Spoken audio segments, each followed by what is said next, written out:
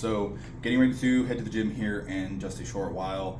I figured I'd go through and take you guys through the first actual training log type video, recap type video on this page. We're going to be going through my squat and deadlift days, what I have set up for this block currently, why I have things set up the way they are, the movements that I picked, the structure, that kind of stuff. So squat session and deadlift session, main focus is on squat variation using a transfer bar and some sumo deadlifts with competition specificity. So basically, once we get into the lifting footage here shortly, you'll kind of see the warm-up that I like to, one of the warm-ups I like to go through for my lower body days. I'm really big on mobility. Before training, I've had a lot of issues with my lower back, and I like to do a lot of stretching, mobility work prior to training just to kind of open up my hips and my lower back. It just helps me move a little bit more fluidly. Also, stretching my feet and my ankles to kind of help me move freely in that squat pattern. So I go through that almost every single day, and especially before every single lower body session. Otherwise, it just causes me a lot of problems. So you'll kind of see a quick preview of what that looks like right now, and then we'll get into the squat work for the day. Right now, I'm running a transformer bar variation, kind of like a cambered bar type setup. For those who are familiar with the transformer bar from Kabuki, it's basically an SSB bar, has the little shoulder pads, and it has the pins you can rotate to adjust the settings. And then also the collar itself adjusts between 4 different levels. The higher the setting it goes up, the farther the load is distributed away from the bar itself.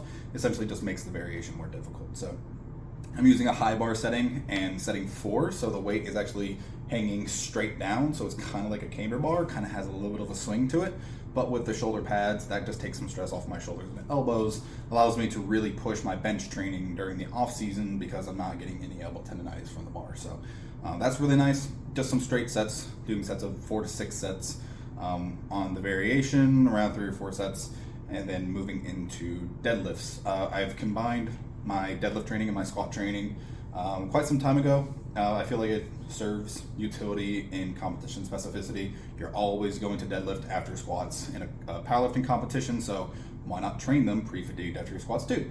And that's been working really well for me, just working up to some singles after overloading on the squats. Worked up to like 683s, my first time pulling sumo in quite some time. So that went quite well. And then into the accessory work. Did some kettlebell front rack Kozak squats. Love Kozak squats, especially in the off season for hypertrophy training. It's great for developing your adductors and glute medius. Also just a crap ton of stimulus for your quads in general. And also doing the front rack position with the kettlebells is a great way to train bracing patterns as well. So overall, just hits a lot of boxes all at once. Great movement. And if you're someone who struggles with sumo deadlifts, getting into a good sumo position, train and overload your Kozak squats, you'll see it transfer over very well in my opinion. So after the Kozak squats, just some leg curls for some hamstring volume, and then I finished up with Copenhagen planks. I kind of have progressed these over the past couple of years to where I have it set up on a bench and a yoke to allow for like a super range of motion Copenhagen adduction. If you're new to those, I would highly recommend doing Copenhagens and having those structured in your programming regularly. If you're new to them, just start with Copenhagen planks, put your foot up on a bench, elbow on the floor. I've worked up to doing full range of motion with my elbow on a bench and my leg elevated on a yoke, so I can go through a really large range of motion. So you'll see what that looks like. Let's go ahead and jump to the training footage. As always, be sure to let me know if you guys have any questions about the structure, the movements, technique, that kind of stuff. Link me in your videos, and hopefully we can try to use some of that stuff for videos in the future. But yeah, play the footage.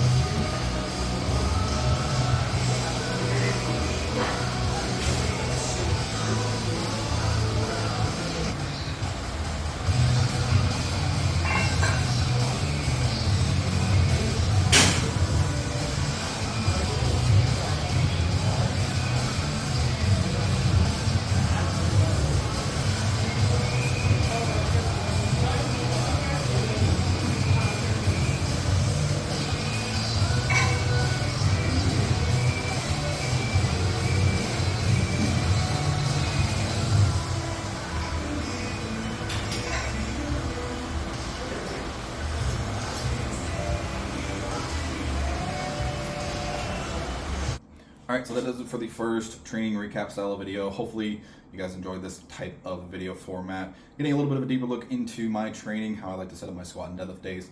Going to be training bench here in a little bit, and I'll be videoing that session as well to take you guys through next week, so keep an eye out for that. As always, be sure to leave comments for suggestions on these style of videos, some changes you guys would like to see, or even full suggestions for other types of videos you guys would like to see on the channel in the future. So yeah, thanks for watching. Leave comments, likes, subscribe, all that kind of stuff. Talk to you guys again soon.